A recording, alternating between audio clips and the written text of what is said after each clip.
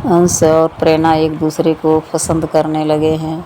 दोनों डांस कर रहे थे। फिर विजय और अनुपमा ने दोनों देख लिए कि एक दूसरे के देख के कितने खुश हैं ये। उनके नज़रों में ये लगे कि हाँ एक दूसरे को पसंद कर रहे हैं। फिर अनुपमा ने अंश को ले गई साइड में। फिल्म खाते में लगी कि अंश तुम्हें पहली बार इतना खुश में देख रही हूँ। क्या आप प्रेरणा को पसंद करते हो? हमारे मन में कुछ हो तो बता दो। और उधर दुर्विजय ने ही प्रेरणा को समझाते हैं। प्रेरणा बोलती है कि नहीं सर, मैं जिसके साथ आगे बढ़ना चाहती हूँ उसी से मेरे को धोखा मिल जाता है। मेरे को बहुत डर लगने लगा है, इसीलिए मैं नहीं करना। कहते हैं कि नहीं, कोशिश तो करके देखो। तुम मेरे सावी बेटी के जैसे हो, मैं अपना पिता समझ लो। मैं उनको तुम्हें समझा रहा हूँ। एक दूसरे के लिए तुम हो सकता है कि आगे बढ़ने के लिए एक दूसरे के साथ मिले हो, इसमें करो। फिर उसके बाद में तब तक राही के पास प्रेम आता है। प्रेम सोचता है कि राही को हक करूं। फिर उसके बाद उसके गुस्सा आ जाती है, राही की बातें आ जाती है कि जो राही न बोलती है अपने मम्मी के लिए और विजय के लिए कि ऐसा कुछ भी नहीं है, वो दोनों में सिर्फ एक दोस्ती है। जो आप लोग समझ रहे हो ऐसा कुछ भी नहीं है, वो सिर्फ एक दोस्त हैं। अब इसी बात को प्रेम को सुन के गुस्सा आती है कि ये तो मम्मी का अपने और विजय सर के साथ दे रही है, मेरा साथ नहीं दे रही है। इन घर से निकालने की कोशिश करता है कि तुम निकल जाओ मम्मी के साथ अंदर विजय सर के साथ रहो, तुम हमें नहीं चुन पा रही हो। फिर भी राही ने गेट बंद करके फिर प्रेम के साथ हो जाती है कि नहीं, मैं तुमसे शादी करी हूँ तुम्हारे साथ रहने के लिए। हम उनका इस घर में नाम भी नहीं लेंगे आज के बाद मम्मी का। बहुत समझाने की कोशिश करती है, फिर भी प्रेम गुस्से में चला जाता है अपने कैफ़े में। बोलता है मेरा खाना लंच वही भेज देना।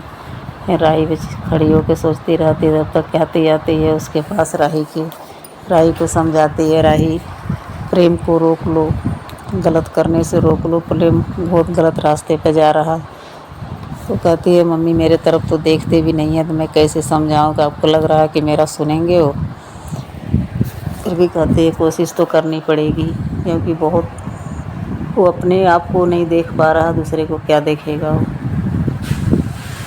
उसके बाद फिर राही को चक्कर सा आ जाता है। राही को चक्कर आता है, फिर कहती बैठा के पानी पिलाती है। फिर बोलती है कि बीपी लो हो गया होगा। राही तुमने अपने ऊपर ध्यान नहीं दे रही हो, रिपोर्ट में भी देख रही हो थोड़ी गड़बड़ी आई है। तब वसुंधरा कोठारी आ जाती है। वो सुन के कहती है कि क्या बोली, तुमने माँ नहीं बन सकती? तुम इतनी बड़ी बीमारी लेके बैठी हो, माँ नहीं बन सकती? हम टिंकू को और मेरे को इतना बड़ा धोखा दे रही हो। फिर वो बोली कि नहीं ऐसा कुछ भी नहीं है, ये तो थोड़ी हार्मोन की कमी होती है, इसमें वो सही हो जाएगा, खान पान थोड़ा रेस्ट मिलेगा, सही हो जाएगा। फिर भी वसुंधरा बोलती है चिल्ला के कि हमारे घर कोई वंश नहीं दे सकती है, माँ नहीं बन सकती है। प्रेम के और मेरे को दोनों के धोखा दे रही है। इन बस कहती बोलती है कि हम ही लोग की देन है कि इसके साथ में ऐसा हो रहा। इतनी बड़ी जिम्मेदारी, कभी बच्चे का, कभी काम का, कभी कुछ भी, इसको ऊपर सारी जिम्मेदारियाँ ठेल देते हैं। ज़रा सा रेस्ट नहीं पाती है। रेस्ट करेगी, दवा ववा खाएगी, ठीक हो जाएगी। फिर कहती है हमारे घर का वंश नहीं दे सकती, पोती पर पोता तो हमें नहीं लग रहा कि दे पाएगी। कि चलो परी ने ऐसा नहीं थे कि चलो परी के यहाँ से अपना घर का वंश तो चलेगा, परी के लिए ही वंश चलेगा घर का। फिर परी ने बोलती है कि रीमा ऐसा कुछ भी नहीं है, राही सही हो जाएगी, एक्सरसाइज करेगी और उसमें दवाई कुछ लेगी, उसमें कोई दिक्कत नहीं है, ठीक हो जाएगी वो।